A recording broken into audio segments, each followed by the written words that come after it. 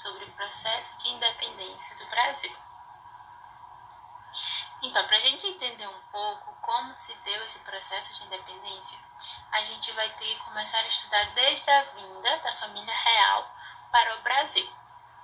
E o que fez com que essa família real saísse lá de Portugal e viesse de muda e tudo para o Brasil.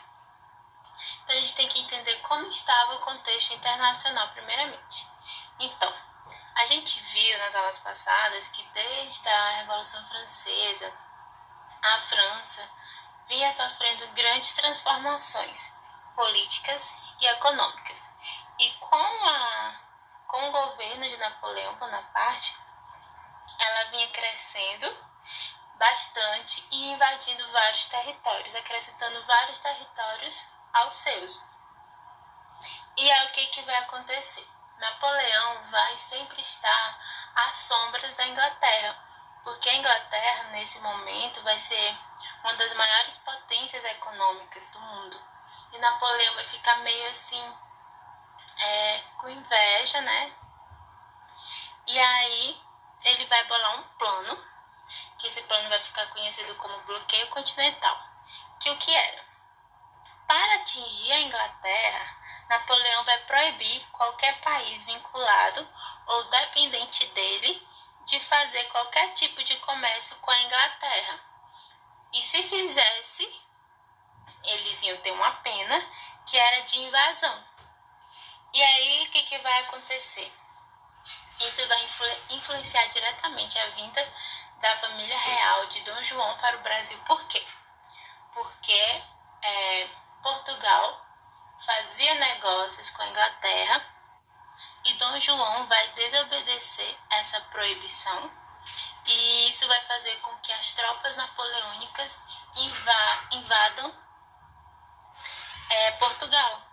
E aí Dom João vai fazer um acordo com a Inglaterra de proteção, né, em que ele vai sair de Portugal fugido, mas com a ajuda da Inglaterra, e vai vir para o Brasil. Aqui nós temos a fotinha da chegada deles. E aí, nós vamos ter em janeiro de 1808 a chegada da família real em Salvador, na Bahia. E pouco tempo depois eles vão desembarcar no Rio de Janeiro, que nesse momento vai ser o centro do Brasil. Então, com a mudança da corte para o Brasil, o Rio de Janeiro vai substituir Lisboa. E aí todo o poder que antes era centralizado em Lisboa vai vir juntamente com a família real e vai se concentrar agora no Rio de Janeiro. E durante a sua permanência no Rio, Dom João, juntamente com toda a elite que ele vai trazer de Portugal, que vai ser quase 15 mil pessoas que vai vir juntamente com Dom João. Dom João vai trazer toda a riqueza de Portugal que ele tinha, o ouro, vai vir quando ele vem para o Brasil. E aí, para ele de fato ser aceito no Brasil, ele vai começar um sistema de criar alianças, principalmente com a elite de São Paulo e Rio de Janeiro. E de que forma vai ser isso? Essas alianças vai se dar por meio de negócios envolvendo terras e comércios, ou por casamentos, né, com famílias locais, ou por empregos concedidos por Dom João aos membros dessa elite. Então, essas relações sociais vai fazer com que a elite, principalmente do Centro-Sul, ali do Rio de Janeiro e São Paulo, levem ao enraizamento da corte portuguesa e ao seu desejo de permanecer no Brasil. E isso vai ser o início, vai ser a interiorização da metrópole no Rio de Janeiro, que vai ser justamente essa mudança de Lisboa, do centro de Lisboa, do centro do poder que era Lisboa nesse momento, passando para o Rio de Janeiro. E aí, quando a família real chega no Brasil, ela começa fazendo algumas mudanças. E uma das mais importantes vai acontecer em 1808, que vai ser as aberturas dos portos às Nações Unidas. Isso vai significar o quê? Que o Brasil, que era colônia de Portugal, e que, de acordo com o Pacto Colonial, só podia fazer negócio somente com a metrópole, que no momento era Portugal. Com essa abertura dos portos, o Brasil vai poder comercializar com outros países, principalmente com a Inglaterra, que vai se beneficiar bastante. E o governo português não vai ter outra alternativa a não ser a abertura dos portos do Brasil. Por quê? Primeiro, porque Portugal estava ocupada pelas tropas francesas, pelas tropas de Napoleão. E a corte queria continuar se abastecendo de mercadorias importadas. Então, a solução foi essa, a abertura dos portos para as nações amigas, para as nações que tinham um bom relacionamento com Portugal. E outra decisão bastante importante vai acontecer em 1810, com o Tratado de Comércio com a Inglaterra. Ou seja, vai ser um tratado extremamente favorável aos interesses da Inglaterra. E o que esse tratado vai dizer? Que para entrar no Brasil, as mercadorias inglesas deveriam pagar um imposto de 15%, os portugueses de 16% e as outras nações de 24%. Então, a Inglaterra pagando impostos menores, os produtos ingleses poderiam ser vendidos no comércio brasileiro a preços muito mais baixos que em outras nações, e isso acabou favorecendo o comércio inglês no Brasil. Outras medidas também vão ser tomadas com a chegada da família real, tipo medidas que vão melhorar a vida deles aqui no Brasil. Medidas como vai ser inaugurado o teatro, a biblioteca, o museu. Como mostro nas fotos para vocês, vai ter uma pequena modernização e urbanização no Brasil nesse momento, porque eles precisavam de uma certa estrutura para continuar no Brasil, e aí eles acabaram fazendo essas importantes realizações. E como estava a política externa nesse momento? Portugal, Dom João, meio que ressentido ainda, chateado, com razão, com Napoleão, ele vai invadir a Guiana Francesa, que nesse momento era um território da França. E também vai invadir a Banda Oriental, que por algum tempo vai fazer parte do território brasileiro. E qual é o interesse dele em invadir esse lugar? É justamente para que a França não invada primeiro e não chegue cada vez mais perto do Brasil. Então, enraizado no Rio de Janeiro, interessado em permanecer, em 1815, Dom João levou o Brasil a Reino Unido, a Portugal e a Algarves. No ano seguinte, com a morte da mãe, que era Dona Maria I, tornou-se rei com o título de Dom João VI no Brasil. E aí nós vamos ter início ao novo processo de independência.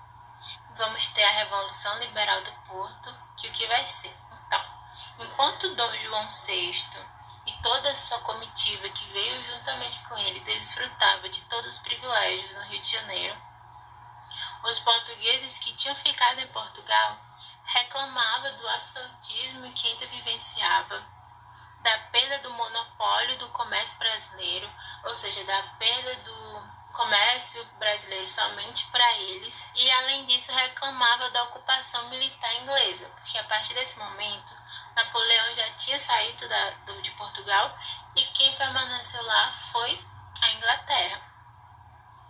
E aí toda essa insatisfação vai explodir em 1820 em um movimento conhecido como Revolução Liberal do Porto. E o que eles queriam? Então, primeiro, o objetivo deles era expulsar os ingleses e fazer com que Dom João retornasse a Portugal para que assim eles pudessem recolonizar o Brasil. fazer com que o Brasil voltasse a ser como era antes. Ter lá todo o monopólio comercial, com que o Brasil pudesse comercializar somente com Portugal. Só que nesse momento nós vamos ter dois grupos políticos no Brasil, que eu botei partido entre aspas, porque não vai ser partidos políticos como a gente conhece hoje, vão ser grupos que têm interesses em comum, e nós vamos ter dois mais importantes, que vai ser o Partido Português, que eles vão querer essa recolonização do Brasil, vão querer que Dom João volte para Portugal e que volte tudo a ser como era antes. E nós temos o Partido Brasileiro, que era favorável que o Brasil continuasse fazendo parte do Império Português, mas com uma certa autonomia política. Dom João, pressionado pela corte portuguesa, resolve voltar para Portugal. Porém, antes disso, ele não queria de jeito nenhum deixar o Brasil, porque se ele fosse para Portugal e deixasse o Brasil aqui, o Brasil programaria sua independência e assim não teria mais nenhum contato com Portugal.